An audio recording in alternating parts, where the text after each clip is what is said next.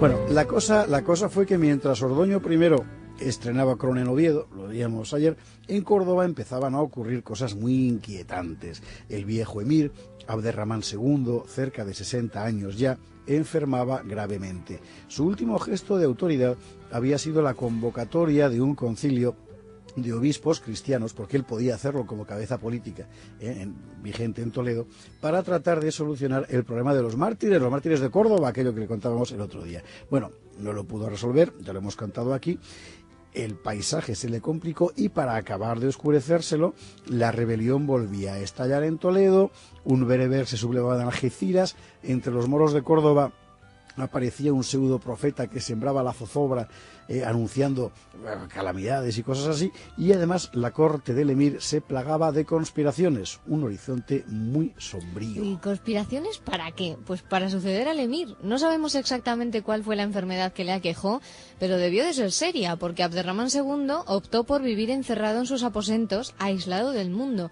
Aparte de sus eunucos, que por otra parte llevaban la administración del emirato, nadie visitaba al monarca cordobés. Nadie, salvo una persona, una nieta suya, hija de su hijo Muhammad.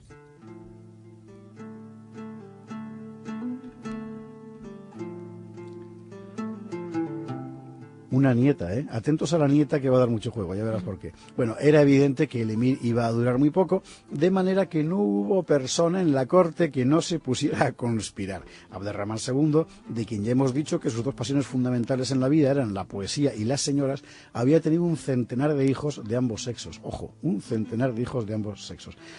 Muchos hijos varones aspiraban a sucederle en el trono, y eran también varias las mujeres que en aquel momento desplegaron toda su influencia para tratar de situar bien a sus respectivos hijos predilectos. Y entre esas mujeres, una sobre todas ellas, la bella favorita Tarub, aquella concubina a la que el emir había consagrado sus más delicados pensamientos. Tarub era una señora de armas tomar. Sabía evidentemente que Abderramán bebía los vientos por ella, pero no puede decirse que los sentimientos de la concubina hacia el emir respondieran al hermoso nombre de amor. Y al constatar que la vida del emir se apagaba, Tarub urdió una arriesgada maniobra. La bella quería situar en el trono de Córdoba a su hijo Abdalá, un muchacho seguramente bien criado, pero con una horrible fama de borracho y libertino. Abderramán, por el contrario, no quería a ese Abdalá ni en pintura, y así a Tarub se le ocurrió jugar fuerte. Aprovechando su ascendiente sobre esa corte de eunucos que rodeaba a Abderramán, aceleraría la muerte del emir mediante una sabia administración de venenos, y acto seguido los eunucos proclamarían emir al beodo Abdalá, el hijo predilecto de la favorita Tarub. Peor que Angela Channing. Bueno, ¿y quiénes eran los eunucos? Bueno, vamos a hablar un poco de esta institución porque hay que considerarla así una institución. Los eunucos eran funcionarios de la corte con una particularidad evidente, que es que se les había amputado el aparato genital. ¿Por qué? Bueno, hay que remontarse a la... ¿Qué cara pone Almudena? Hay que remontarse a la tradición oriental, desde China hasta el Egipto de los faraones, de entregar el cuidado de los harenes, es decir, de los harenes de mujeres, en fin, a hombres sin posibilidad de reproducirse, por razones obvias de prudencia. Bueno, en el caso de la cultura árabe, los eunucos no solo atendían estas funciones, sino que además fueron convirtiéndose poco a poco en los más fieles asesores y lacayos de los emires. Si quieres, un día te cuento cómo se hacía lo de la amputación, porque se sabe, en fin, es una cosa... Hoy no vamos a amargarla. Sí, mucho. Bueno, la cuestión es que sin dejar de ser esclavos, porque su condición inicial era esa, por eso se los castraba, eran esclavos, sin dejar de serlo, sin embargo, el hecho de desempeñar cargos de responsabilidad había elevado a muchos eunucos a una posición decisiva en la corte, y ese era el caso del eunuco Nasar. Nasar Abul Fatah, perdón, Sí, llamado el gran eunuco, sin duda, eunuco. una de las personalidades determinantes del reinado de Abderramán II. Era un personaje de gran influencia. Desde 832 se había encargado de dirigir las obras de ampliación de la mezquita. Hombre inteligente, supo ganarse la confianza del emir. Poco a poco fue controlando toda la administración del emirato y más todavía la dirección de numerosas empresas políticas. Por ejemplo, en 844, cuando la invasión vikinga, se encargó de coordinar las operaciones militares. Él fue también también quien insistió en que el castigo a los mártires cristianos de Córdoba no fuera una simple ejecución, sino que ésta tuviera lugar en público, para que sirviera de advertencia a todos los cristianos. Eso fue ya en abril de 850. Nasar y la favorita Tarub dominaban la corte. Los dos veían cómo la vida del emir se apagaba. De consuno tramaron el envenenamiento de Abderramán. Sería Nasar quien le acercaría una copa letal. El emir no desconfiaría.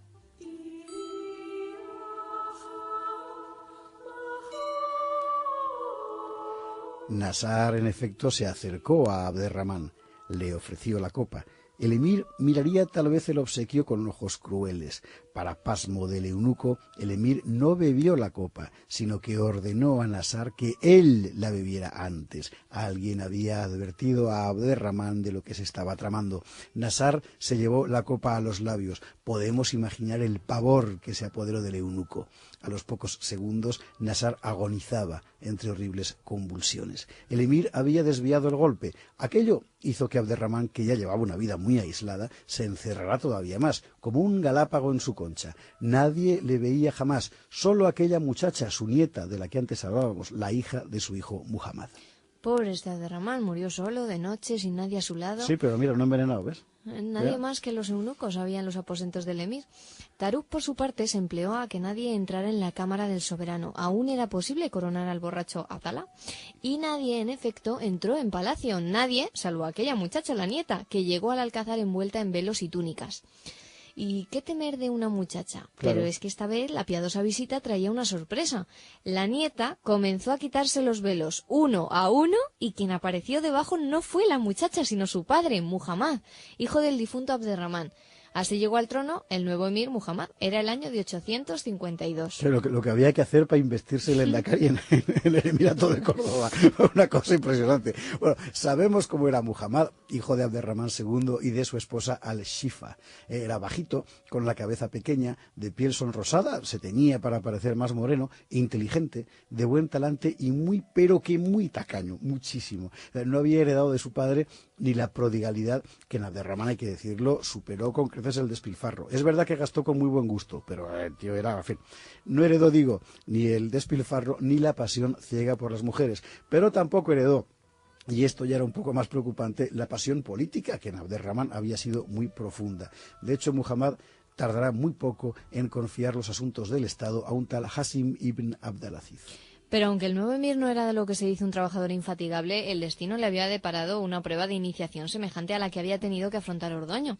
En efecto, el rey de Asturias, nada más llegar al trono, tuvo que afrontar una rebelión de vascones que se convirtió en una batalla campal contra los sarracenos. Y del mismo modo, Muhammad, recién proclamado emir, se vio obligado a hacer frente a una rebelión de amplio alcance en Toledo, rebelión en la que terminaría participando Ordoño.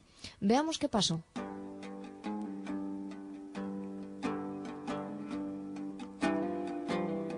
Toledo, la vieja capital goda, siempre rebelde a Córdoba. Aquí hemos contado ya un par de rebeliones especialmente sonadas. Luego hubo otra, en 835, que a Abderramán II le costó mucho sofocar. Al final la consiguió sofocar, pero llevándose a Córdoba muchísimos rehenes. Y la cosa es que ahora, 852, el año 852, los toledanos aprovechan el cambio en el trono del Emirato para volver a sublevarse.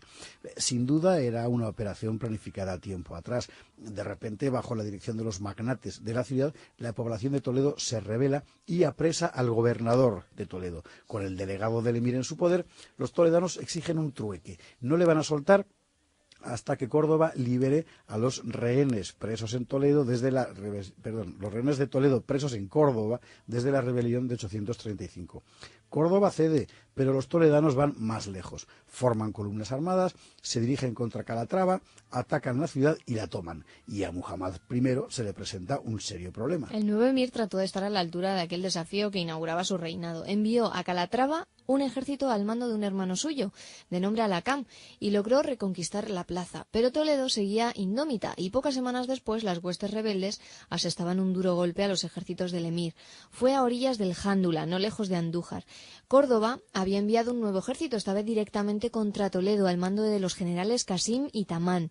Alguien debió de advertir a los toledanos sobre esta ofensiva. El hecho es que los rebeldes cruzaron Sierra Morena, emboscaron a las tropas del emir y las aniquilaron. Y todo eso a apenas 80 kilómetros de la propia capital del emirato.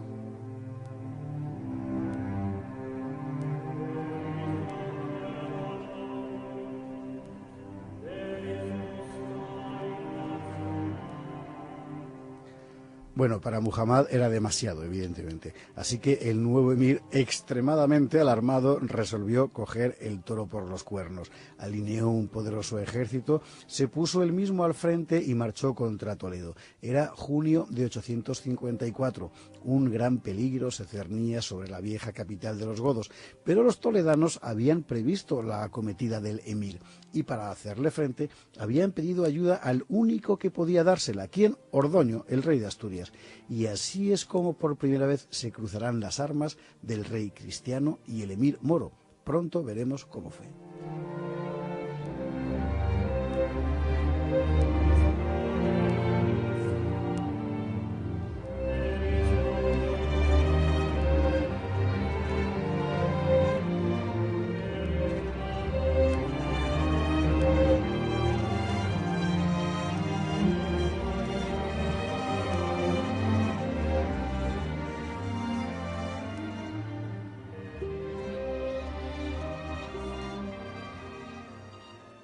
Podemos imaginar el pavor que se apoderó del eunuco. A los pocos segundos, Nasar agonizaba entre horribles convulsiones. El emir había desviado el golpe. Aquello hizo que Abderramán, que ya llevaba una vida muy aislada, se encerrara todavía más, como un galápago en su concha. Nadie le veía jamás, solo aquella muchacha, su nieta, de la que antes hablábamos, la hija de su hijo Muhammad. Pobre este Abderramán, murió solo, de noche, sin nadie a su lado. Sí, pero mira, no envenenado, ¿ves? Nadie más que los eunucos había en los aposentos del emir. Taruk, por su parte, se empleó a que nadie entrara en la cámara del soberano. Aún era posible coronar al borracho Abdalá. Y nadie, en efecto, entró en palacio. Nadie, salvo aquella muchacha, la nieta, que llegó al alcázar envuelta en velos y túnicas. ¿Y qué temer de una muchacha? Claro. Pero es que esta vez la piadosa visita traía una sorpresa. La nieta comenzó a quitarse los velos uno a uno y quien apareció debajo no fue la muchacha, sino su padre, Muhammad, hijo del difunto Abderramán. Así llegó al trono el nuevo emir Muhammad. Era el año de 852. Lo que había que hacer para investirse el Endacari en el Emirato de Córdoba. Una cosa impresionante. Bueno, sabemos cómo era Muhammad, hijo de Abderramán II y de su esposa Al-Shifa. Era bajito, con la cabeza pequeña, de piel sonrosada, se teñía para parecer más moreno, inteligente, de buen talante y muy, pero que muy tacaño, muchísimo. No había heredado de su padre ni la prodigalidad que en Abderramán, hay que decirlo, superó con creces el despilfarro. Es verdad que gastó con muy buen gusto, pero el tío era, en fin, no heredó, digo, ni el despilfarro ni la pasión ciega por las mujeres, pero tampoco heredó, y esto ya era un poco más preocupante, la pasión política, que en Abderramán había sido muy profunda. De hecho, Muhammad tardará muy poco en confiar los asuntos del Estado a un tal Hasim ibn Abdalaziz. Pero aunque el nuevo emir no era de lo que se dice un trabajador infatigable, el destino le había deparado una prueba de iniciación semejante a la que había tenido que afrontar Ordoño. En efecto, el rey de Asturias, nada más llegar al trono, tuvo que afrontar una rebelión de vascones que se convirtió en una batalla campal contra los sarracenos. Y del mismo modo, Muhammad, recién proclamado emir, se vio obligado a hacer frente a una rebelión de amplio alcance en Toledo, rebelión en la que terminaría participando Ordoño. Veamos qué pasó.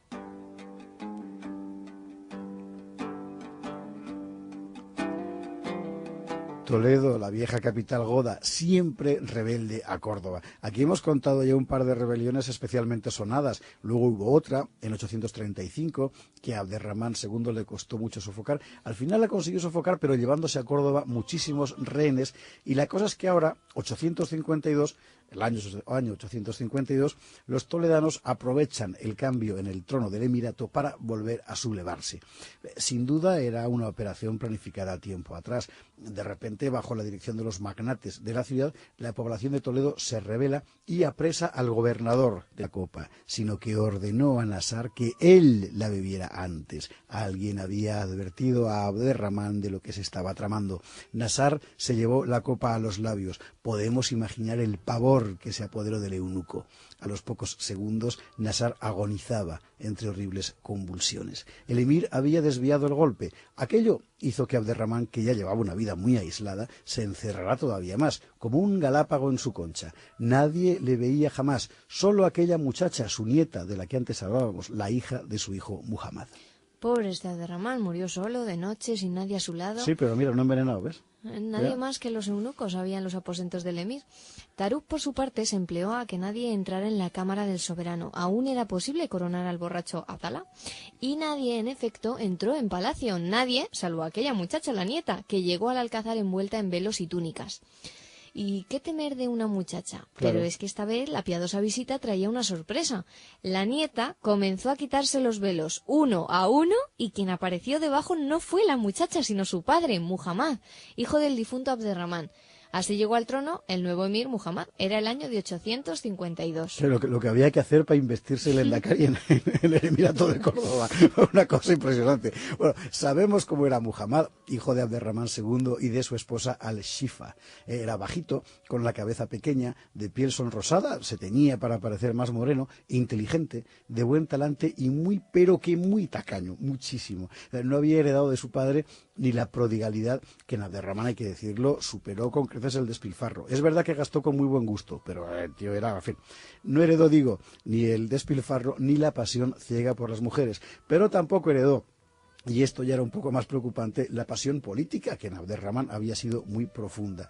De hecho, Muhammad tardará muy poco en confiar los asuntos del Estado a un tal Hasim ibn Abdalaziz. Pero aunque el nuevo emir no era de lo que se dice un trabajador infatigable, el destino le había deparado una prueba de iniciación semejante a la que había tenido que afrontar Ordoño. En efecto, el rey de Asturias, nada más llegar al trono, tuvo que afrontar una rebelión de vascones que se convirtió en una batalla campal contra los sarracenos. Y del mismo modo, Muhammad, recién proclamado emir, se vio obligado a hacer frente a una rebelión de amplio alcance en Toledo, rebelión en la que terminaría participando Ordoño. Veamos qué pasó.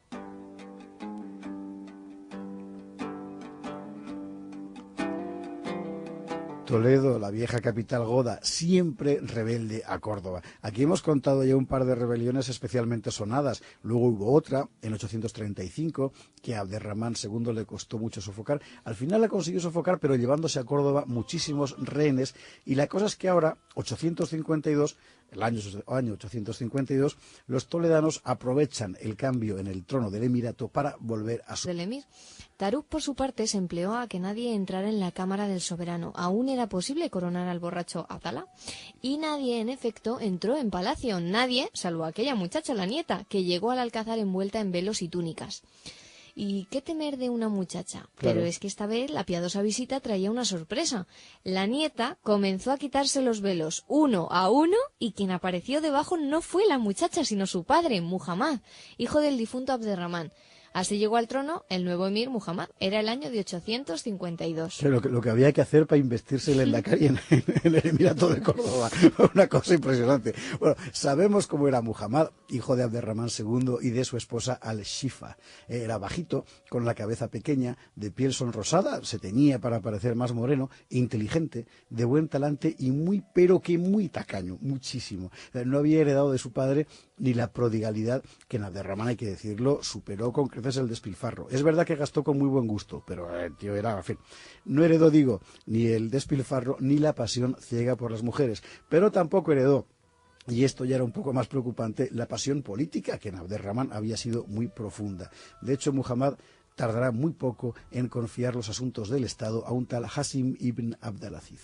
Pero aunque el nuevo emir no era de lo que se dice un trabajador infatigable, el destino le había deparado una prueba de iniciación semejante a la que había tenido que afrontar Ordoño. En efecto, el rey de Asturias, nada más llegar al trono, tuvo que afrontar una rebelión de vascones que se convirtió en una batalla campal contra los sarracenos. Y del mismo modo, Muhammad, recién proclamado emir, se vio obligado a hacer frente a una rebelión de amplio alcance en Toledo, rebelión en la que terminaría participando Ordoño. Veamos qué pasó.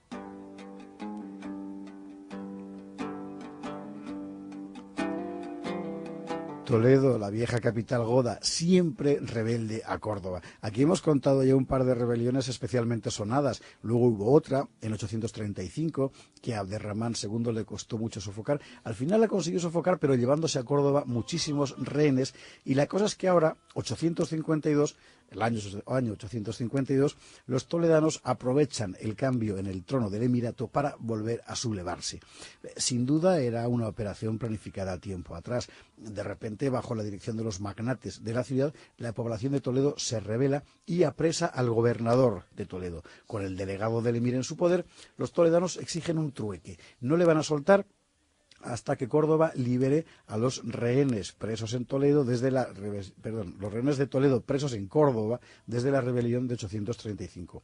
Córdoba cede, pero los toledanos van más lejos. Forman columnas armadas, se dirigen contra Calatrava, atacan la ciudad y la toman. Y a Muhammad I se le presenta un serio problema. El nuevo emir trató de estar a la altura de aquel desafío que inauguraba su reinado.